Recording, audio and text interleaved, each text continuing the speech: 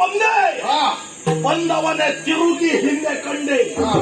ನನ್ನ ಕಣ್ಣಿಗೆ ಗೋಚರಿಸಿದವನು ನೀನು.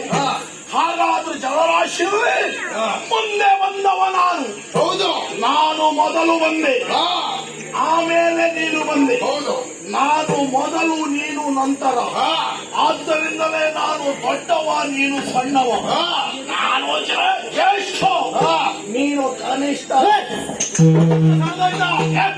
ಕನಿಷ್ಠ ಬೇಡ ಮಲಯ, ಸಣ್ಣವ ಅಂತ ಬೇಡ ಬೇಡ, ಶ್ರೇಷ್ಠ ಇರುವ. ಕೇವಲ ದೊಡ್ಡವರು ಸಣ್ಣವರು, ಸಣ್ಣವರು ದೊಡ್ಡವರು ಅಂತ ಹೇಳಿದ್ರೆ ಮುಗೀತಲ್ಲ. ಇಲ್ಲ ಇಲ್ಲ, ನಮ್ಮನ್ನ ಹೊರತುಪಡಿಸಿದ್ರೆ ಮತ್ತಾರು ಕಾಣಿಸುವುದಿಲ್ಲ. ಹೌದು, ಹಾಗಾಗಿ ನಮ್ಮ ಮುಂದೆ ಹೆಸರಿಡಬೇಕಿದೆ. ನಮ್ಮೊಳಗೊಂದು ಸಂಬಂಧ ಮಾಡಿಕೊಳ್ಳೋಣ. ದೊಡ್ಡವನಾದ ನಾನೇ ಅಣ್ಣ, ಚಿಕ್ಕವನಾದ ನಾನೇ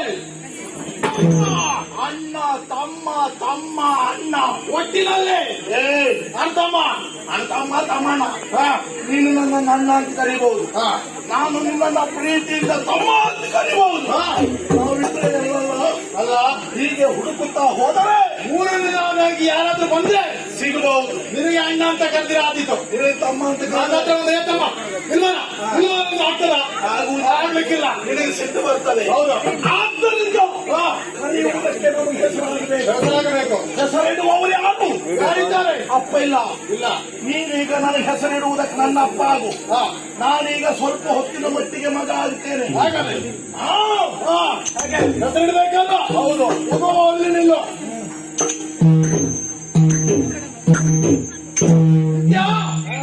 ಹೆಸರಿಡುದ ಸುಮ್ಮನೆ ಹೆಸರಿಡ್ಲಿಕ್ಕೆ ಆಗುದಿಲ್ಲ. ನಿನ್ನ ದೇಹಕ್ಕೆ ಯಾವ ರೀತಿ ಹೆಸರು ಬೇಕು ಅದೇ ರೀತಿ ಹೆಸರಿಡಬೇಕು. ಹಾಗಾದರೆ ನಿನ್ನ ದೇಹವನ್ನು ತಟ್ಟಿ ಕುಟ್ಟಿ ಕುತ್ತಿ ಹೆಸರಿಡುವುದು ಕಟ್ಟಿ ನಿನ್ನ ದೇಹಕ್ಕೆ ಸಹ ಬೇಕಾದ ಹೆಸರು ಬೇಕಲ್ವನ? ಮುಟ್ಟಿ ತಟ್ಟಿ ಕುತ್ತಿ ಹೇಗಂತ ನೋಡ್ಬೇಕಲ್ಲ. ಹಾಗೆ ಇಡುದಾ?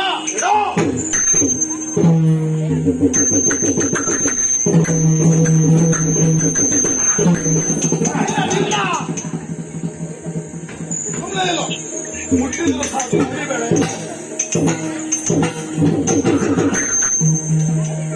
ನನ್ನ ಮೇಲೆ ದ್ವೇಷ ಉಂಟು ನಿನಗೆ? ಒಳ್ಳೆ ಹೆಸರಿಡ್ತೀನ.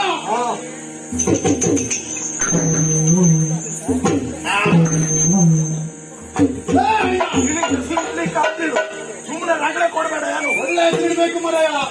ನಿನ್ನ ಹತ್ರ ಬಂದು ಯಾರಾದ್ರು ನಿನಗೆ ಯಾವ ನಾವು ಹೆಸರಿಟ್ಟಿದಂತ ಕೇಳಿದ್ರೆ ಹೇಗಾಗ್ತದೆ? ನಿನಗೂ ಸಿಗ್ಬಂತು. ನಾಳೆ ದಿವಸ ಯಾವನವ ಅಂತ ನಿನಗೆ ಕೇಳ್ತಾರೆ.